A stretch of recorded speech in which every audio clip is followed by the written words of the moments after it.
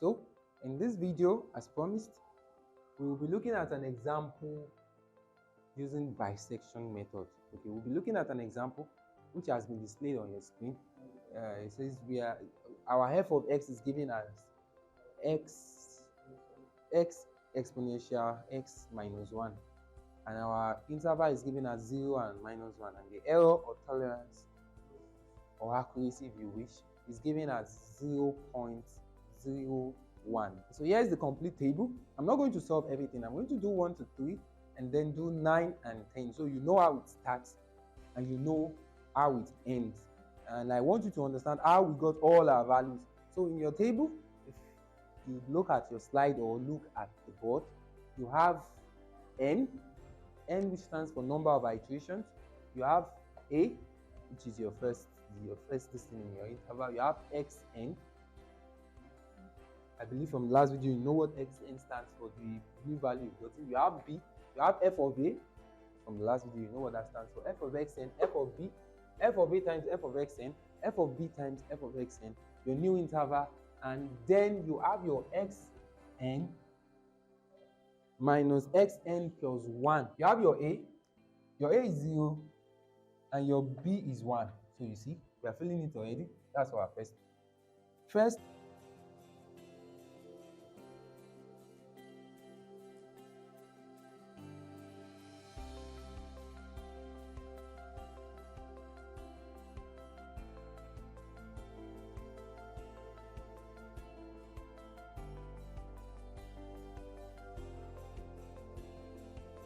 Your final answer will be something along the lines of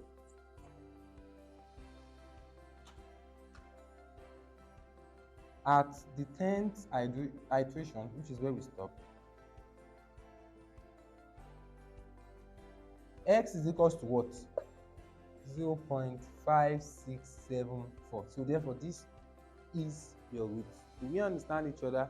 This is your root, or rather let's not jump the gun, because this is approximate method. X converges.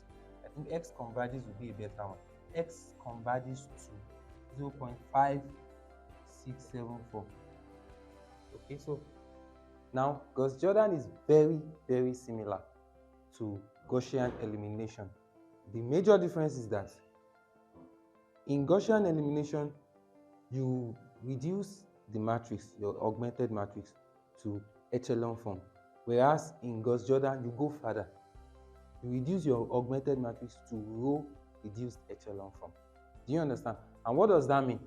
In Gaussian elimination, you have by the time you are done reducing your augmented, you have 1, 2, 3, 4, 5, 6, 7, and then 8, 9. Okay, here you have zeros.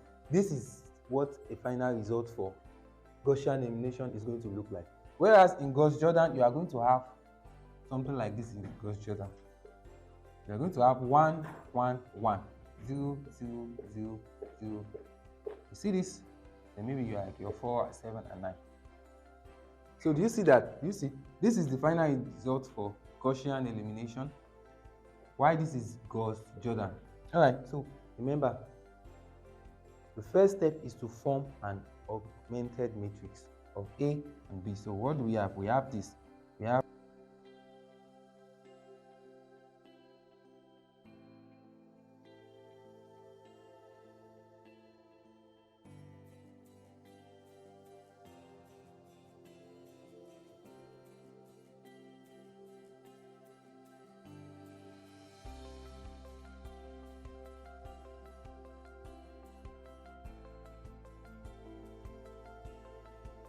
So my answers are going to be x1 is equals to 1, x2 is equals to 2, x3 is equals to 3.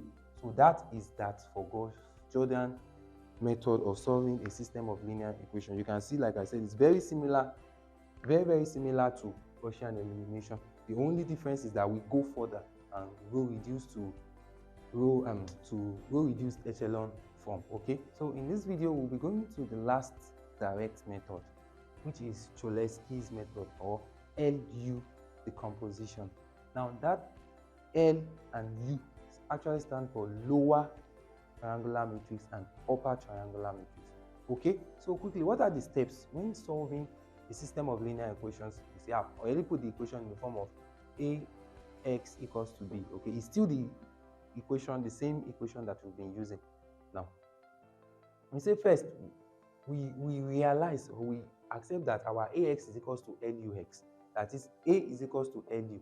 Now, what is lu? Lu is the multiplication of a lower triangular matrix and an upper triangular matrix. Okay, remember from what we said, the lower triangular matrix looks like this. Oh, let me say a. Now we know what a is, so what we are actually saying is that 2, 3.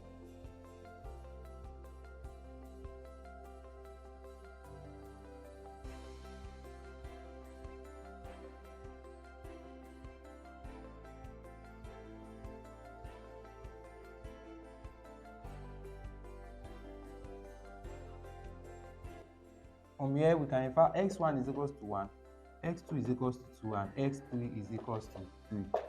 That is that. So the first rule, which is trapezoidal rule, the formula for it is given by what? H over 2 into bracket y naught plus yn, okay, which is usually the first y and the last y, plus 2 into bracket everything else, y1 plus y2 plus dot plus yn minus 1, which is the second to the last. Okay, the first and the last. Remember, these formulas are very easy to know.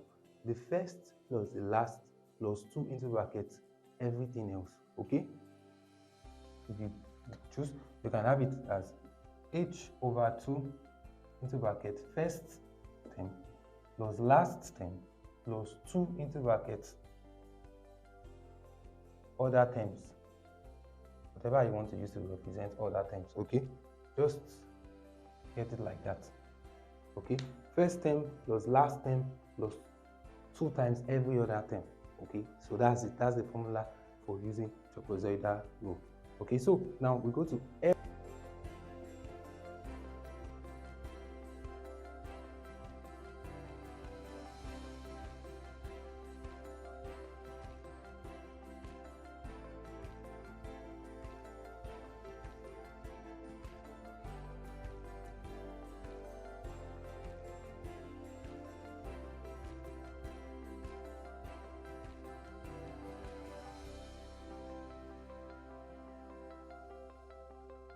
We'll be looking at the topic interpolation. Okay, interpolation, and I discovered that there are 2 major methods that you'll be taught on that interpolation, which is the Lagrangian interpolation and the Newton divided difference. Okay, so those are the 2 major formulas that I know you will be taught. All right, so diving right into it, here you have the formula for the Lagrangian interpolating polynomial. Okay, I'm not going to go into too much details concerning the formula, but I'll use an example to explain so you know exactly what it is you need to know and how you are going to apply it. Okay, so you have p sub n of x is equals to f of x naught l sub n comma 0 of x plus down to f of x and l sub n comma n of x. Now, of course, finding f of x, the f of x would not be a problem, because in your question, whatever question, look at this now, you have f of p. So p naught, which will be x naught, by the time you slot it into this place, you are going to have what? Your f of x naught, or f of p naught rather. By the time you slot p1, you're going to have your f of p1 like that. So that will not be a problem. What will give you the major work are these l and sub n comma 0, and how do you get them? By the time we get into an example, you are going to see a very, very easy way to get it, a way that you can even remember when you solve it. Okay, so going to the example, we have used the notes p naught equals to 2, p1 equals to 2.5, and p2 equals to 4 to find the second interpolating polynomial for f of p equals to 1 over p. Now, we are told to find the second interpolating polynomial. The second, that simply means that this is going to be 2, p2 of x, and we are going to stop at f of x2. That's what it means. Okay, so now you may find yourself in something of a dilemma here. Why? Because you've been given p in place of x, you are being given p. Rather than f of x, you are given f of p. So my advice is, whichever one you find it in, if you will not be able to cope with using p, just simply write let p equals to x and use your x. If you feel you can do it, then because when using P, if you're using P, your formula will have to be in form of P. When you are finding this also will have to be in form of P. Do you understand? So first off, let me write out the formula that we'll be using. Remember, we are still the second interpolating polynomial. That is going to be P2 of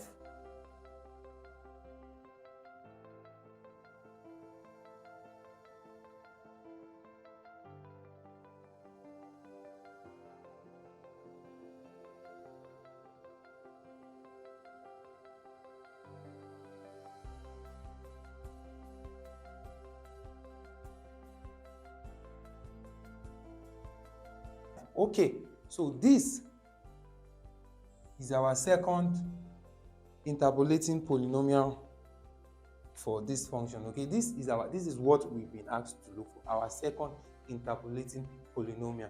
In this video, we will be going to Newton divided difference. Okay, remember I told you in the last video there are two major methods that we'll be treating, which is Lagrangian interpolation and Newton divided difference. So on the board, you have the formula for the Newton divided difference. You have your P, which is the interpolation polynomial. Pn of x is equals to f of x naught plus x minus x naught, f of x naught x1 plus x minus x naught, x minus x1, f of x naught x1 x2 plus x minus x naught, x minus x1, x minus x2, f of x naught x1 x2 x3. Now, one thing that will make it very easy for you to remember this formula is you can see it starts with f of x naught, then you have x minus x naught, you have f of x naught x1, only one x above what is here. Then in the next one, you have x minus x naught, x minus x1. You have f of x naught x1 x2. Okay, here you have minus x naught minus x1 minus x2, f of x naught x1 x2 x3. Okay, down like that, down. Do you understand? So depending on the number of x's that you have. Okay, now for this formula, I'm not going to go there yet, but by the time we look at the example, I'm going to show you how you can derive all of this from your table. Okay, so on your screen you can see a table very similar to the table we used during numerical differentiation, but there are some differences. Okay, there are some differences. All right, so you can see a replica of the table, although it's on view. Now for when our x is equals to 0, our f of x is equals to what? 2, 1, 3.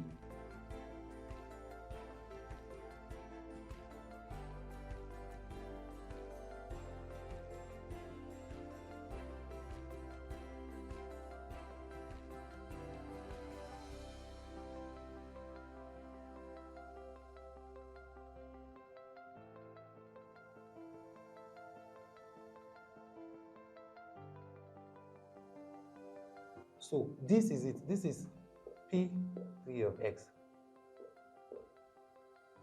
Okay, this is it. So like I said in the previous example, you can easily cross-check if this is adding up to what this is actually the correct